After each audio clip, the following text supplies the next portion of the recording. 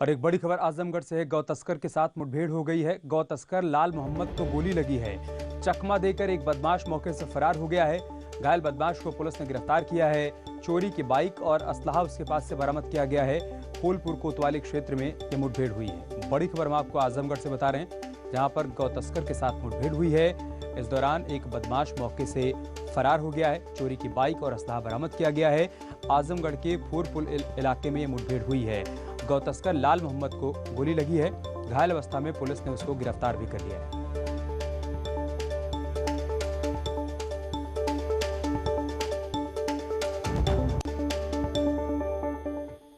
और एक बड़ी खबर आगरा से, जहां पर एसएसपी बबलू कुमार ने कार्रवाई की है। थाना प्रभारी और चौकी इंचार्ज को सस्पेंड कर दिया है। 2 सिपाहियों को सस्पेंड किया गया है। 11 उपद्रवियों को पुलिस ने गिरफ्तार भी किया है। चौकी जलाने के मामले में ये बड़ी कार्रवाई की गई है। थाना ताजगंज इलाके में और उसी मामले कर दिया गया है। हमारी खबर का बड़ा असर हुआ है। 2 सिपाहियों को भी सस्पेंड किया गया है। इसके अलावा 11 उपद्रवी गिरफ्तार किए गए हैं और 100 से अधिक लोगों पर कार्रवाई की गई है। कल ताजगंज में चौकी जलाने का इन सभी पर आरोप है। जमकर बवाल हुआ था। हादसे में एक युवक की मौत के बाद भीड़ उग्र हो गई थी। जमकर हंगामा और आगजनी की तस्वीर सामने आई थी। हमने उन तस्वीरों को प्रमुखता से दिखाया। असर ये हुआ कि एसएसपी आगरा की तरफ से अब ये बड़ी कार्रवाई की गई।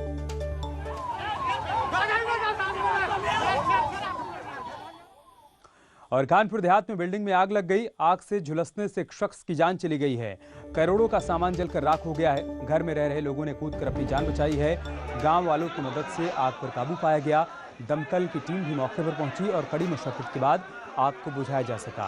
कानपुर देहात के भोगनीपुर कोतवाली की तस्वीरें आप देख पा रहे हैं, जहां पर एक बिल्डिंग में आग लगी और इस आग की चपेट में आने से एक शख्स की जान चली गई।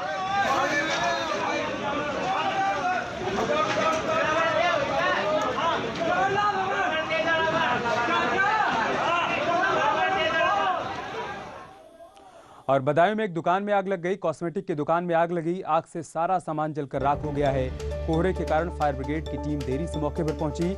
उसामा थाना क्षेत्र के कस्बे की घटना है, जहां पर कॉस्मेटिक की दुकान में आग लगी और देखते ही देखते सारा सामान जलकर राख हो गया। दमकल की टीम को यहां पहुंचने में काफ़ी देरी हो गई। घने कोहरे के चलते दमकल विभाग की गाड़ी यहां पर समय से नहीं पहुंच पाई, जिसके चलते नुकसान कहीं ज़्यादा हुआ।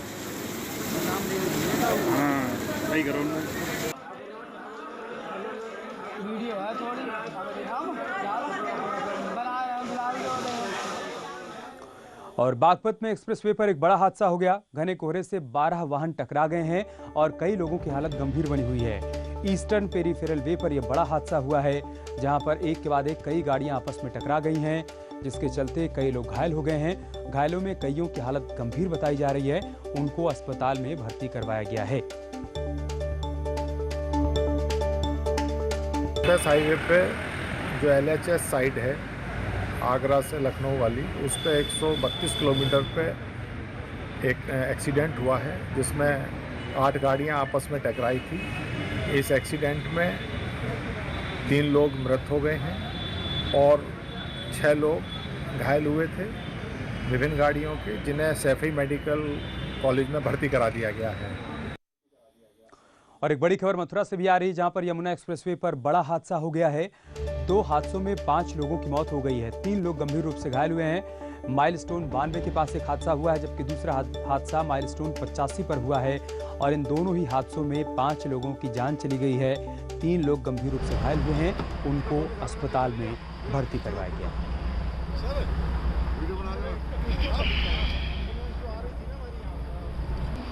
हादसे के बाद की तस्वीरें आप देख पा रहे हैं। यमुना एक्सप्रेसवे पर यह भीषण सड़क हादसा हुआ है। 2 हादसों की तस्वीरें इस वक्त हम आपके साथ साझा कर रहे हैं और इन दोनों ही हादसों में 5 लोगों की मौत हो गई है। 3 लोग गंभीर रूप से घायल हुए हैं। बताया जा रहा है कि कोहरा बेहद घना था और तेज़ रफ्तार के चलते ये गाड़ियां हादसे का शिकार हुई हैं और इन गाड़ियों में सवार 5 लोगों की जान चली गई है।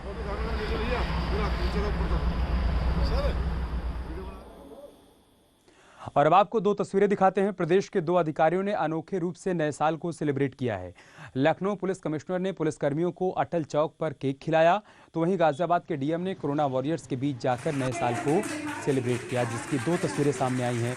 पहली तस्वीर जो आप देख पा रहे हैं वो लखनऊ की है, जहां पर लखनऊ के कमिश्नर ने अटल चौक पर पहुंचकर पुलिसकर्मियों के बीच केक काटा और फिर बारी बारी से पुलिसकर्मियों को केक खिलाया भी। जबकि गाजियाबाद की तस्वीर जो आप देख पा रहे हैं, डीएम ने कोरोना वॉरियर्स के बीच जाकर नए साल को सेलिब्रेट किया।